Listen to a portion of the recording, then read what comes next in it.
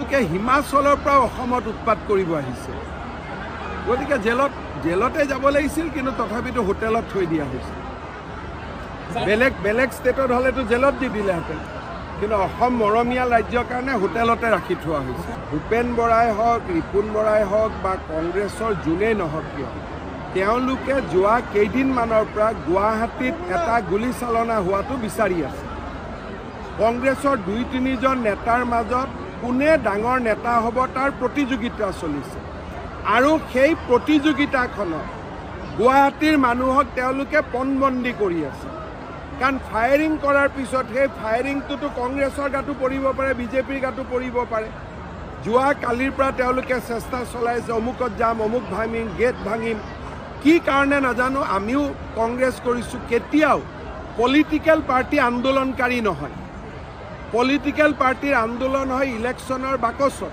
আৰু যি কৰিব খোজে মন্ত্ৰী বিধায়ক হৈ পৰে ৰাজনীতি কৰা দল কেতিয়াও ছাত্ৰ সংগঠন হ'ব নোৱাৰে যুৱ সংগঠন হ'ব নোৱাৰে আন্দোলন কৰাটো পলিটিক্যাল পাৰ্টিজৰ কাম নহয় তেওঁলোকে গুৱাহাটীত এটা গণ্ডগোল হোৱাটো বিচাৰিছে আৰু আমিও চাম যাতে তেওঁলোকে গণ্ডগোল কৰিব নোৱাৰে খবৰ কেনেকুৱা সকলোৰে খবৰ ভাল ইলেকশ্যনৰ সময়ত মই কৈছিলোঁ যে সামগ্ৰী ইলেকশ্যনৰ পিছতে আমবাগানত আহিম আজি আমবাগানত আহিলোঁ আপোনালোক সকলোকে লগ পালোঁ আৰু সকলোকে নতুন বছৰৰ বহুত শুভেচ্ছা জনালোঁ ঠিক আছে ডিপ্লু জিকিলে হয়নে নহয় তেলে মোৰ লগত একেলগে ক'ব ভাৰত মাতা কি ভাৰত মাতা কি আজিৰ সভাত আমাৰ মাজত উপস্থিত অসম চৰকাৰৰ সন্মানীয় মন্ত্ৰী কেশৱ মহন্ত ডাঙৰীয়া পীযুষ হাজৰিকা ডাঙৰীয়া বিমল বৰা ডাঙৰীয়া সন্মানীয় বিধায়ক পদ্ম হাজৰিকা ডাঙৰীয়া জিতু গোস্বামী ডাঙৰীয়া ডিপ্লু ৰঞ্জন শৰ্মা ডাঙৰীয়া ৰূপক শৰ্মা ডাঙৰীয়া আৰু মণিমাধৱ মহন্ত ডাঙৰীয়াকে আদি কৰি মঞ্চত উপবিষ্ট বিশিষ্ট ব্যক্তিসকল আমাৰ কাৰণে সকলোৰে বাবে যোৱা বিগত বিধানসভাৰ উপনিৰ্বাচনৰ ফলাফল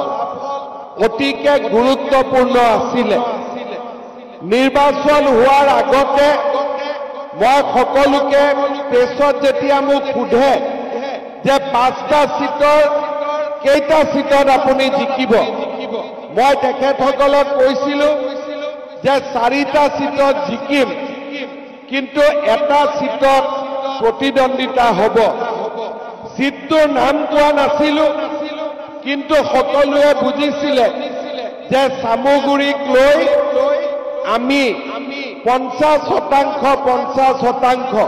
50-50 আমি হৈ আছিলোঁ যেতিয়া নিৰ্বাচন ওচৰ চাপিলে মোক জিতু গোস্বামীয়ে ক'লে যে দাদা এইবাৰ সামগ্ৰীত বঁটা বেলেগ আপুনি ভাল কেণ্ডিডেট দিয়ক আমি সামগ্ৰীত জিকাই লৈ আহিম কেশৱ মহন্ত ডাঙৰীয়াই মোক কৈছিলে যে সামগ্ৰীত পৰিৱেশ ভাল আৰু আমি যদি সকলোৱে মিলি ইলেকশ্যন খেলো আমি ইলেকশ্যনত জিকিম মোৰ মনত ইমান বিশ্বাস হোৱা নাছিলে তথাপিতো মই ডিপ্লু ৰঞ্জন শৰ্মাক এদিন ফোন কৰি ক'লো যে পাৰ্টিৰ কাৰণে তুমি ইলেকশ্যন হাৰিব ৰেডি হয়নে নহয় তেতিয়া প্ৰথমতে ডিপ্লুৱে ক'লে যে জীৱনত প্ৰথম ইলেকশ্যন আৰু হাৰিয়ে আৰম্ভ কৰিম নেকি মই ক'লো ময়ো জীৱনৰ প্ৰথম ইলেকশ্যন হাৰিয়ে আৰম্ভ কৰিছিলোঁ মোৰ যেতিয়া নিজৰ ইলেকশ্যন হৈছিলে 1996ত মই প্ৰথম হাৰিছিলোঁ তাৰ পিছত 25 বছৰ জিকি আছোঁ গতিকে মই ডিপ্লু ৰঞ্জন শৰ্মাক ক'লো যে এবাৰ হাৰি দিয়া পিছত লাহে লাহে জিকি থাকিবা তেতিয়া ডিপ্লুৱে মোক ক'লে যে দাদা যদি এইটো পাৰ্টিৰ আদেশ মই নিশ্চয় সামগ্ৰীত ইলেকশ্যন খেলিম। আৰম্ভ হ'ল লাহে লাহে সামগ্ৰীৰ ৰাইজে যি ধৰণে আমাক মৰম দেখুৱালে, চেনেহ দেখুৱালে, সামগ্ৰী লাহে লাহে আন সমষ্টিক পিছ পেলাই সামগ্ৰীয়ে বিজেপি দলত 24,501 ভোটত আমাক বিজয়ী কৰিলে। আৰু এই বিজয়ত আটাইতকৈ গুৰুত্বপূৰ্ণ ভূমিকা বৰ্তমান যিটো সামগ্ৰীৰ অঞ্চল কলিয়াবৰ বিধানসভা সমষ্টিলৈকে গৈছে, সেই সমষ্টিতে আমি 16,635টা ভোটত আমি লিড লৈছিলোঁ। অৰ্থাৎ এই এৰিয়াটোৱে হ'ল আমবাগান অঞ্চল, আৰু আমবাগান অঞ্চলৰ পৰাই আমি আটাইতকৈ বেছি ভোটত আমি লিড ল'বলৈ সক্ষম হৈছিলোঁ। ইলেকশ্যনৰ মিটিঙত আহোঁতে মই কৈছিলোঁ যে ইলেকশ্যনৰ পিছত মই আমবাগানত আহিম। বহুদিন মোৰ আমবাগানত অহা হোৱা নাই, আৰু আমবাগানত মই নিজে আহি ৰাইজক মোৰ কৃতজ্ঞতা জনাম। মোৰ প্ৰথম আজি সামগ্ৰীত ভৰি দিয়ে মই প্ৰথম সামগ্ৰীৰ ৰাইজক অন্তৰৰ গভীৰতম কোণৰ পৰা মই বহুত বহুত ধন্যবাদ আৰু কৃতজ্ঞতা জনাইছোঁ। এই সমষ্টিটোৰ বিজয় অহংকাৰৰ বিৰুদ্ধে বিজয়। এজন মানুহে কিমান অহংকাৰী হওক, কিন্তু যেতিয়াই অহংকাৰী হৈ আমি গৈ থাকিম, তেতিয়া ওপৰত ঈশ্বৰে হওক, আল্লাই হওক, কোনেও অহংকাৰীক কেতিয়াও জীয়াই থাকিবলৈ নিদিয়ে। অহংকাৰীৰ পতন যুগে যুগে হৈছে, আৰু এইবাৰো অহংকাৰী ৰকিবুল হুছেইনৰ পতন সামগ্ৰীত আমি নিজে সকলোৱে দেখা পালোঁ। এজন মানুহৰ দেউতাকো এটা জেগাৰ পৰা MLA হ'ব, পুতেকো এটা জেগাৰ পৰা MLA হ'ব, নাতিয়েকো একেটা জেগাৰ পৰা MLA হ'ব। সামগ্ৰীৰ পৰা কলিয়াবৰলৈ যাওঁতে যাওঁতে আমবাগানৰ ৰাইজে ৰকিবুল হুছেইনক বুজাই দিলে যে আমিও আপোনাৰ অহংকাৰ খতম কৰিব পাৰোঁ, আমিও আপোনাৰ অহংকাৰ নোহোৱা কৰিব পাৰোঁ।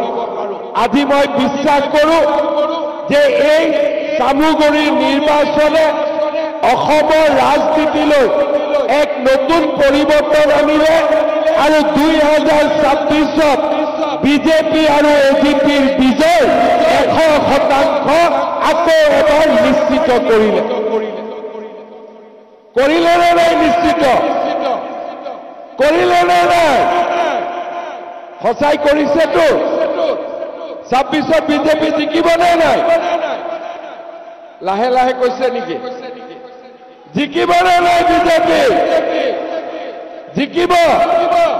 AGP জিকিব নে নাই? জিকিব, একদম জিকিব। বহুত বহুত ধন্যবাদ।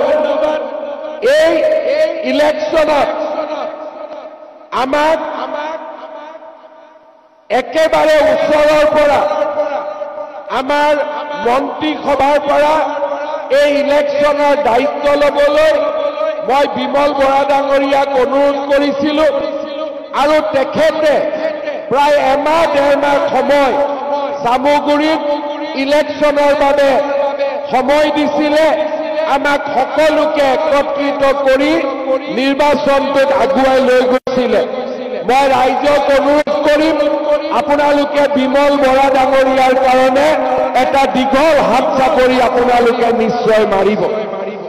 শ্ৰদ্ধা ৰাইজ, কামাখ্যাত আছা নিৰ্বাচনে হওক বা ডিপ্লুৰঞ্জন শৰ্মাৰ নিৰ্বাচনে হওক, কেশৱ মহন্ত ডাঙৰীয়াই যেতিয়াৰ পৰাই এই অঞ্চলটো কলিয়াবৰলৈকে গৈছে, আৰু তাৰ আগৰ পৰা তেখেতে এই অঞ্চলৰ ৰাইজৰ উন্নয়নৰ বাবে সদায় চিন্তা কৰি আহিছে।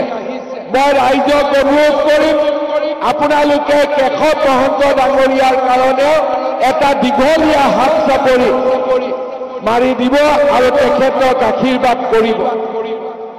এই নিৰ্বাচন আমি খেলিম নেখেলিম, জিকিম নিজিকিম, এজন মানুহে একেবাৰে ওচৰৰ পৰা এই নিৰ্বাচনত নেতৃত্ব দিছিল, দিনে ৰাতিয়ে কষ্ট কৰিছিল আৰু সেইজন ব্যক্তিৰে নাম হ'ল বৰহমপুৰ সমষ্টিৰ বিধায়ক জিতু গোস্বামী ডাঙৰীয়া।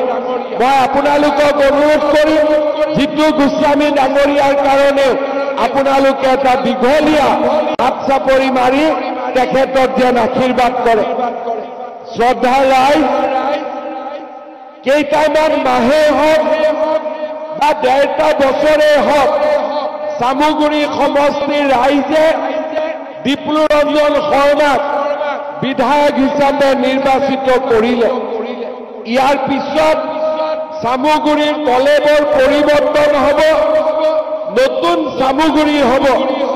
কিন্তু ৰাইজক আমি কথা দিছো, নতুন চামুগুৰিটো ৰকিবুল হুছেইনৰ পৰিয়ালত আমি সকলোৱে লগ লাগি আকৌ এবাৰ পৰাস্ত কৰিম। 26তো তেওঁক আকৌ এবাৰ আমি ইলেকশ্যনত হৰুৱাম। সেই সংকল্প আজিয়ে আমি ইয়াতে গ্ৰহণ কৰিছো। মই ডিপ্লু ৰঞ্জন শৰ্মাক আজি অভিনন্দন জনাম যে তেখেতে সুন্দৰভাৱে নিৰ্বাচন প্ৰতিদ্বন্দ্বিতা কৰিলে, ৰাইজৰ মৰম আদৰ আৰু তেখেতে বিপুল ভোটত বিজয়ী হ'ল। মই আশা কৰোঁ ডিপ্লু ৰঞ্জন শৰ্মা ডাঙৰীয়াই কেশৱ মহন্ত ডাঙৰীয়াৰ সৈতে লগ লাগি এই বৃহত্তৰ আমবাগান অঞ্চলৰ ৰাইজৰ উন্নয়নৰ কাৰণে কাম কৰিব আৰু মই মুখ্যমন্ত্ৰী হিচাপে ডিপ্লু ৰঞ্জন শৰ্মাক সকলো ধৰণৰ সহায় আৰু সহযোগিতা আগবঢ়াম। কেশৱ মহন্ত ডাঙৰীয়াক সকলো ধৰণৰ সহায় আৰু সহযোগিতা আগবঢ়াম। শ্ৰদ্ধাৰ ৰাইজ, আজি আমবাগানত মই অহাৰ সময়তে স্থানীয় ৰাইজে মোক কেইবাটাও আমবাগানৰ উন্নতিৰ বাবে দাবী উত্থাপন কৰিছে। প্ৰথম দাবী হ'ল যে আমবাগানত 30খন বিচনাযুক্ত এখন মডেল হস্পিটাল নিৰ্মাণ কৰিব লাগে। ৰাইজক মই প্ৰতিশ্ৰুতি দিছো, আগষ্ট মাহৰ আগতে ইয়াত মডেল হস্পিটাল নিৰ্মাণৰ কাম আৰম্ভ হ'ব। এই প্ৰতিশ্ৰুতি মই আজি আপোনালোকক দিব বিচাৰিছো। আপোনালোকে আমবাগান বজাৰৰ পূজা বাৰীখন অত্যাধুনিক ৰূপত আপোনালোকে সজাবৰ বাবে মোক অনুৰোধ কৰিছে। মই পূজা বাৰীখনৰ কাৰণে আজিয়ে 50 লাখ টকাৰ অনুদান এটা আজিৰ সভাতে মই আগবঢ়াইছো। শ্ৰদ্ধাৰ ৰাইজ, আপোনালোকে লাওখোৱা চিকিৎসালয়খনকো মডেল হস্পিটাল নিৰ্মাণ কৰিব কৈছে। মই লাওখোৱা চিকিৎসালয়খনো মডেল হস্পিটাল হিচাপে আপোনালোকক নিৰ্মাণ কৰি দিম। আগষ্ট মাহত 2খন হস্পিটালৰ আধাৰশিলা আৰু নিৰ্মাণ কেশৱ মহন্ত আৰু ডিপ্লু ৰঞ্জন শৰ্মাই আৰম্ভ কৰিব। ইয়াৰ লগতে আমবাগান উচ্চতৰ মাধ্যমিক খেলপথাৰখন অৰ্থাৎ এইখন সুন্দৰ কৰি দিয়াৰ বাবে অনুৰোধ কৰিছে। এই খেলপথাৰখনৰ বাবে মই আজিৰ সভাতে 2 কোটি টকাৰ অনুমোদন এটা ঘোষণা কৰিছো আৰু সুন্দৰভাৱে আমি এই খেলপথাৰখন নিৰ্মাণ কৰি দিম। লাওখোৱা উচ্চ মাধ্যমিক বিদ্যালয়খনক উচ্চতৰ মাধ্যমিকলৈ উন্নীত কৰিব লাগে। আজিৰ সভাতে মই ঘোষণা কৰিছো, লাওখোৱা উচ্চ মাধ্যমিক বিদ্যালয়খনক আমি প্ৰথমতে আৰ্টছ হিচাপে আমি ইয়াক উচ্চতৰ মাধ্যমিকলৈকে উন্নত কৰি দিম। তাৰ উপৰিও আমাৰ আমবাগান উচ্চতৰ মাধ্যমিক বিদ্যালয়খন সুন্দৰ কৰি নিৰ্মাণ কৰাৰ বাবে আজিৰ সভাতে মই 8 কোটি টকা একেলগে মই ঘোষণা কৰিছো। 8 কোটি টকাৰে সুন্দৰভাৱে ইয়াত নিৰ্মাণ ধুনীয়া হ'ব। লগতে লাওখোৱা স্কুলৰ বাবেও মই 8 কোটি টকা আজিৰ সভাতে মই অনুমোদন কৰিছোঁ। আমবাগানো ধুনীয়া হ'ব, লাওখোৱাও ধুনীয়া হ'ব, দুইটা জাগাতে মডেল হস্পিটাল হ'ব আৰু আমি সকলোৱে লগ লাগি উন্নয়নৰ পৰিৱেশলৈ আগুৱাই গৈ থাকিম। বৰ্তমান আমাৰ ৰাজ্যখনত অৰুণোদয় হিতাধিকাৰী নিৰ্বাচনৰ কাম চলি আছে। আমাৰ ৰাইজে প্ৰত্যেকটো পুলিং বুথতে গাঁও সভা পাতি ধুনীয়াকৈ যাতে অৰুণোদয় হিতাধিকাৰীসকলক নিৰ্বাচিত কৰি দিয়ে আৰু আমি যিমান পাৰোঁ বেছিকৈ চামগুৰি ৰাইজৰ বাবে অৰুণোদয় আঁচনি দিবৰ বাবে আমি চেষ্টা কৰিম। আজিৰ সভাতে চামগুৰি ৰাইজৰ বাবে মুখ্যমন্ত্ৰীৰ বিশেষ কোটাৰ পৰা মই অতিৰিক্তকৈ আৰু 2,500 অৰুণোদয় বেলেগ সমষ্টিৰ তুলনাত মই বেছিকৈ এই সমষ্টিৰ ৰাইজৰ বাবে আজিয়ে মই ঘোষণা কৰিছোঁ যাতে মেক্সিমাম পৰিয়ালে আমাৰ ইয়াতে অৰুণোদয় আঁচনি পাব পাৰে। ইয়াৰ উপৰিও যিসকল মহিলাই আমাৰ উদ্যমিতা আঁচনিত আবেদন কৰিছে 10,000 টকাটো কেতিয়া আহিব চিন্তা কৰি আছে। আপোনালোকে চিন্তা নকৰিব, নিৰ্দিষ্ট সময়ত ধুনীয়াকৈ 10,000 টকাটো সোমাই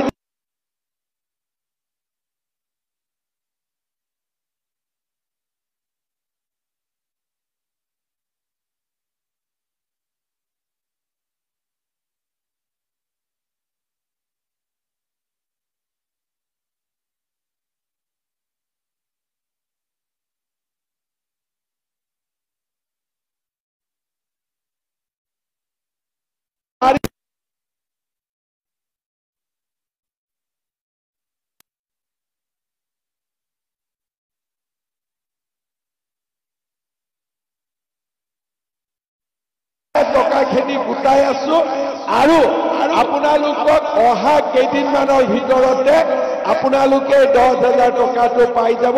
একেবাৰে চিন্তা নকৰিব, ঠিক আছে? আপোনালোকে এইটো বিষয় লৈ একেবাৰে চিন্তাই নকৰিব, মোৰ ওপৰত এৰি দিব।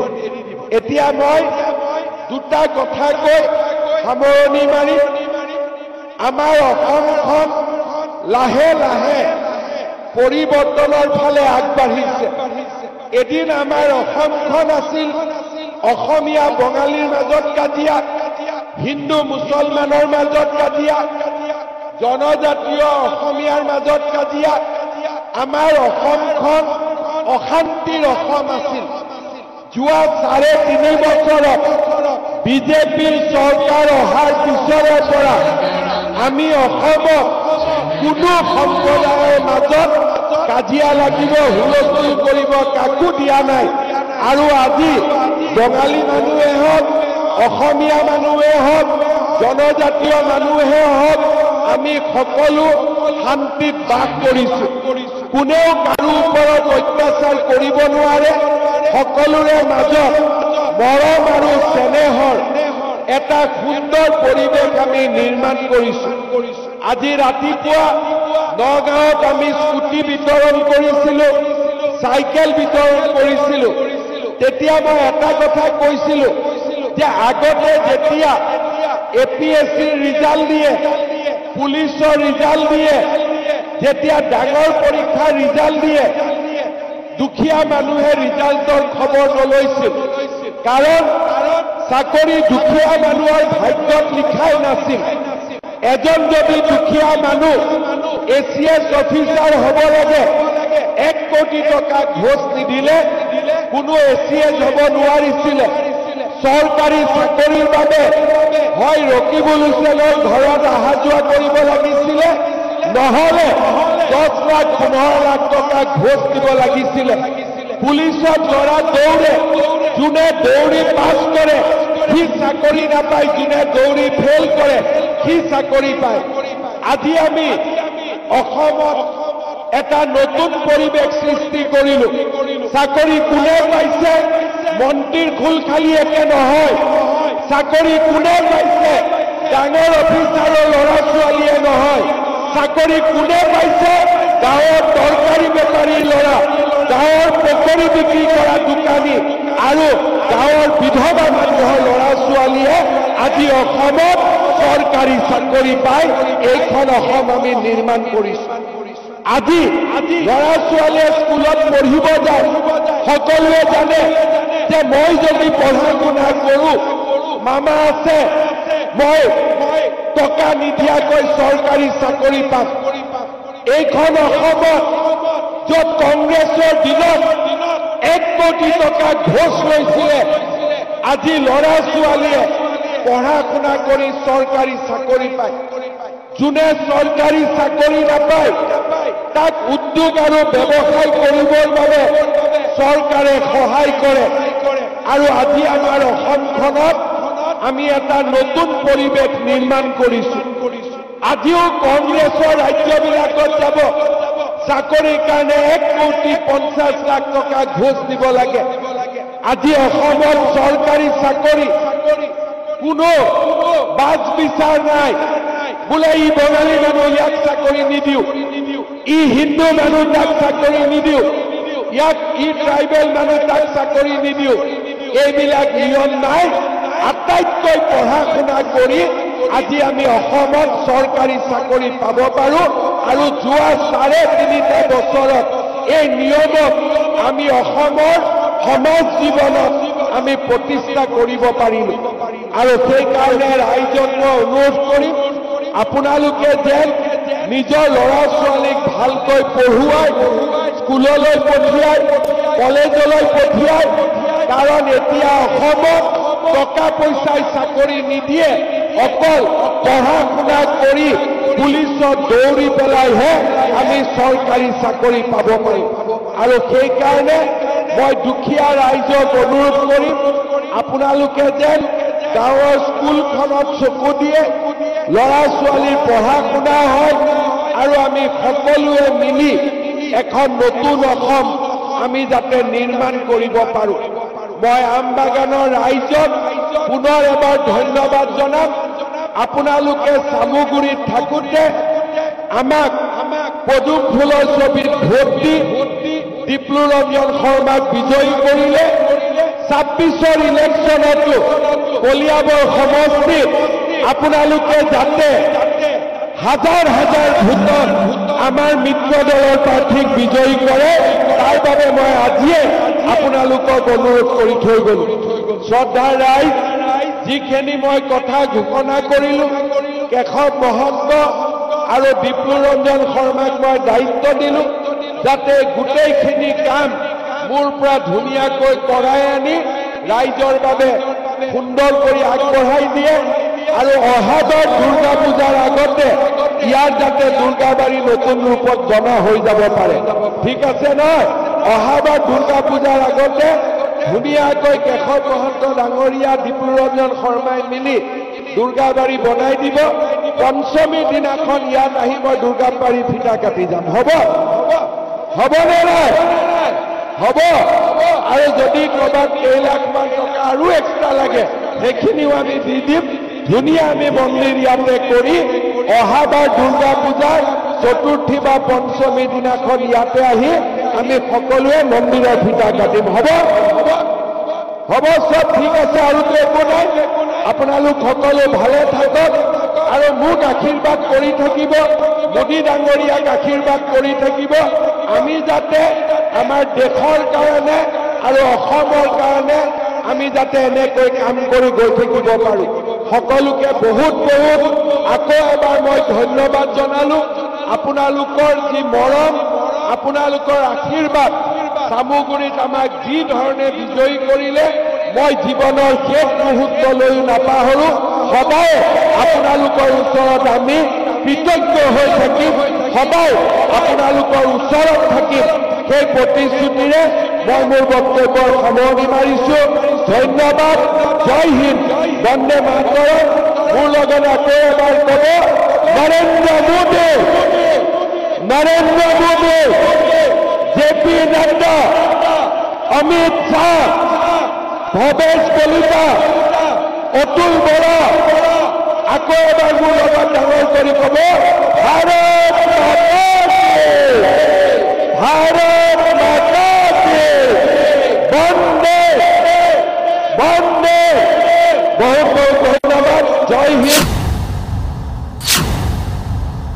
প্ৰিয় দৰ্শক আপোনাক অপৰূপা টিভিৰ তৰফৰ পৰা বিনম্ৰভাৱে অনুৰোধ কৰিছোঁ এই চেনেলটো আপুনি ছাবস্ক্ৰাইব শ্বেয়াৰ ফলোইং লাইক আৰু কমেণ্ট কৰি লগতে কাষতে থকা বেল আইকনটো ক্লিক কৰি আমাক আপুনি সহায় কৰে যেন আপোনাৰ এই সহায় সহযোগিতাই অপৰূপা টিভি চেনেলটোক জীয়াই ৰখাত বিশেষভাৱে সহায় কৰিব যদি আপুনি অপৰূপা টিভি চেনেলটোক ফেচবুক ইউটিউব বা ইনষ্টাগ্ৰামত সদায় চাব বিচাৰে তেন্তে আপুনি আজিয়ে এতিয়াই চেনেলটো ফলোইং ছাবস্ক্ৰাইব আৰু লাইক কৰি ওচৰতে থকা বেল আইকনটো বজাই দিয়ক আৰু অপৰূপা টিভিক সদায় উপভোগ কৰক আপোনালোকৰ মৰম আৰু আশীৰ্বাদে অপৰূপা টিভিক আগুৱাই যোৱাত যথেষ্ট সহায় কৰিব আমি সদায় প্ৰতিশ্ৰুতিবদ্ধ ৰাইজৰ পক্ষত থাকি ৰাইজৰ হকে আৰু সমাজৰ উন্নতিৰ হকে কাম কৰি যাম বিশেষ জানিব লগা থাকিলে প্ৰিন্স কাশ্যপ পৰিচালন সঞ্চালক তথা মুখ্য সম্পাদক অপৰূপা টিভি মোবাইল নাম্বাৰ 8135819868 নম্বৰত যোগাযোগ কৰিব পাৰিব ধন্যবাদ